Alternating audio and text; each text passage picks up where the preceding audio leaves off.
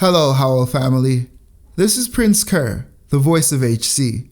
I hope you're all doing great. Before we get into the video, please hit that like button for the good old YouTube algorithm. It will be greatly appreciated. It helps the channel a lot.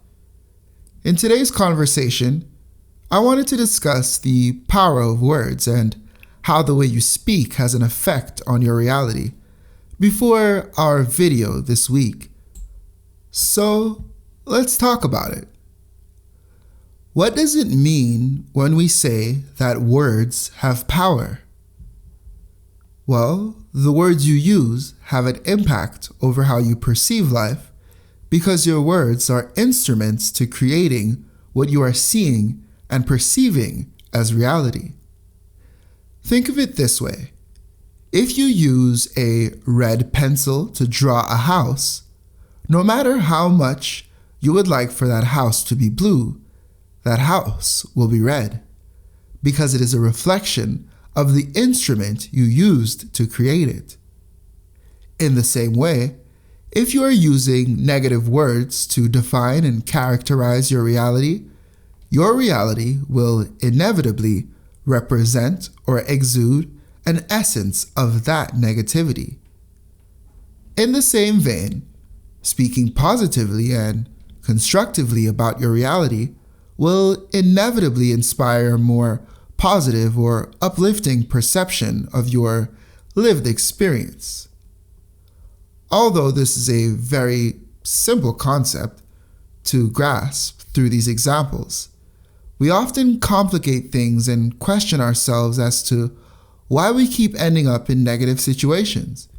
It is important to consider that maybe we are responsible, at least partially. Always remember, your thoughts create your words, and your words influence your actions, thus they shape your reality.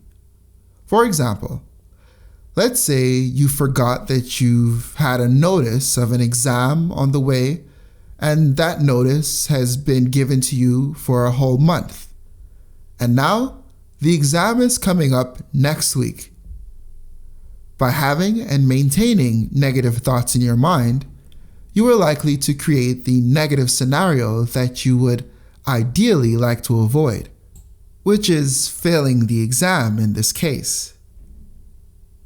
By saying to yourself, "Oh my gosh, this is impossible.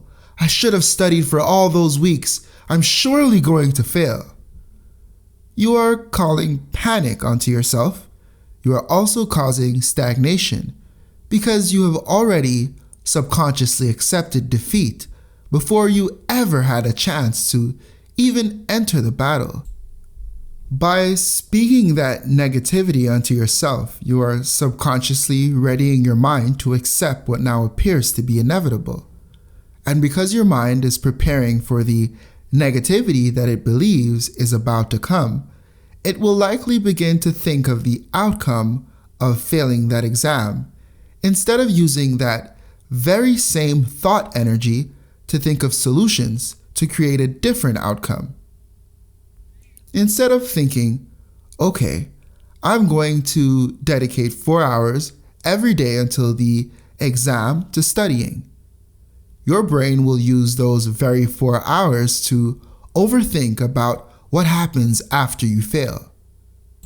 Your mind will conjure up thoughts such as, I surely won't pass my grade.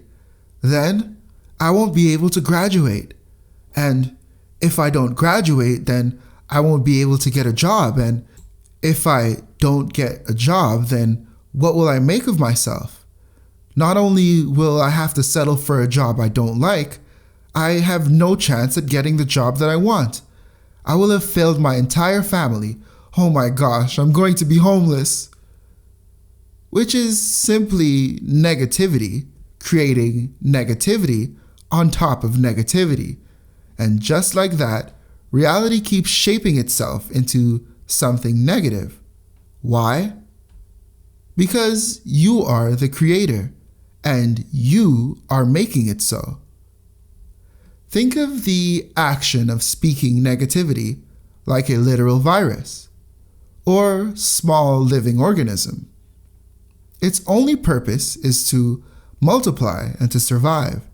Therefore, it will keep making more of itself in order to continue to be. When you find yourself thinking or speaking negatively, do not take it lightly. There is a power behind your words. Now that you can mentally picture the effects that words have on your reality, imagine the positivity you can willingly implement into your life by simply speaking them into existence. Just like how negativity can spread and block your thinking, positivity can spread and open your thinking, and it's simple as that. To understand how simple that is, consider the Hermetic Law of Correspondence. If there is an above, there must be a below. If there is a negative, then its positive alternative must exist. Speaking positivity into your life will slowly but surely transform your life. You just have to believe and be consistent with your speech. Replace negative words such as I can't, this is impossible, I'm never going to make it, with I can make it, this is possible. By replacing words of passiveness or slight negativity with uplifting, constructive words such as, that's amazing, this is fantastic, I will surely figure it out. You are reciprocally creating a more positive experience for yourself. It's that simple. When you believe you can do it, the how to do it develops. Do you feel like things are not going your way? Ask yourself why, but don't be hard on yourself. Make a plan and speak highly of everything that you are capable of. And just like that, you are creating a realm where that reality of success can exist. Because words are so powerful, it is also important to consider what we respond to. Are you answering to ridicule, shame, and insult? Is that who you are? Are you resonating and holding association with people that speak ill of others and themselves? Is that who you are? Always remember, information is fuel for your mind, and you will become what you believe. What is your fuel? Are you speaking possibility, positivity, love, and light in your life? Or are you calling on to confusion, doubt, and darkness? In this world, there are many things that are outside of your sphere of control, but your thoughts and what you say are not outside of that sphere. Be conscious of what you are saying, why you are saying what you are saying, and appreciate the impact that your words can have on your life and the lives of others. Your words have the power to lift someone up as they have the power to put someone down. The impact of your words can inspire generations to come.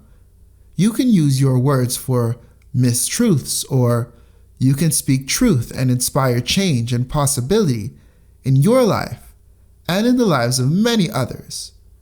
But always remember, it begins with you, with your thoughts, with your words. So, what do you have to say for yourself?